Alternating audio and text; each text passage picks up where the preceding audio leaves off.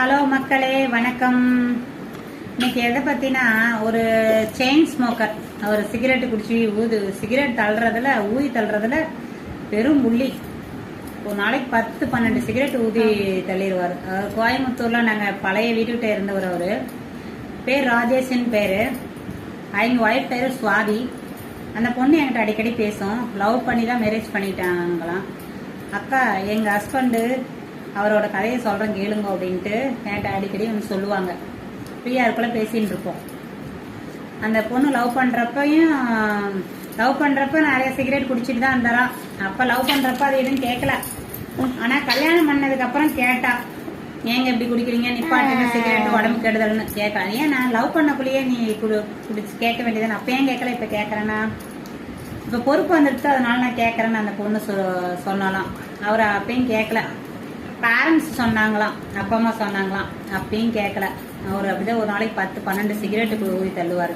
நானே பார்த்திருக்கேன். அடிக்கடி வந்து மரத்தடியில் வந்து ஊதின்னு இருப்பார் சிகரெட்டு.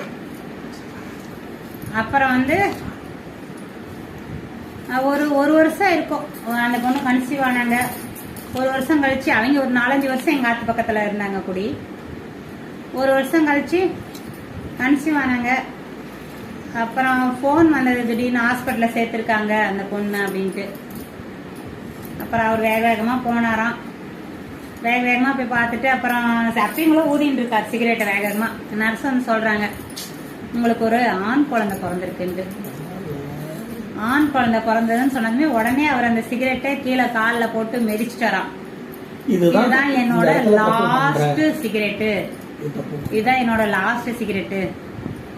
ஏன்னா எனக்கு பையன் பிறந்திருக்கான். என் பையன் வந்து என்னை பார்த்துதான் வளருவான். அதனால இனிமே எதா இருந்தாலும் நானா ரோல் மாடலா இருக்கணும், என் குழந்தைக்கு ரோல் மாடலா இருக்கணும்னு அந்த சிகரெட் ஊதுறத அவர் நிறுத்தினாராம். அந்த பொண்ணு வந்து எனக்கு அந்த கதையை சொன்னது. அதை நான் உங்களுக்கு சொல்றேன். ஒவ்வொரு பேரண்ட்ஸும் சரி, அம்மா வந்து பொண்ணுக்கு ரோல் மாடலா இருக்கணும், அப்பா வந்து ஆணுக்கு ரோல் மாடலா இருக்கும். நம்ம பேசுற வார்த்தைகள்ல இருந்து எல்லாமே குழந்தைங்க கத்துக்குவாங்க. பாதி ஸ்கூல்ல கத்துக்குவாங்க, மீதி பாதி வந்து நம்ம வீட்டுலதான் கத்துப்பாங்க. நம்ம எந்த பேடான வார்த்தை பேசினாலும் அதுதான் கத்துப்பாங்க. அதனால ஒவ்வொரு ஆணும் ஒவ்வொரு அப்பாவும் ஆண் குழந்தைக்கு ரோல் மாடலா இருக்கணும்.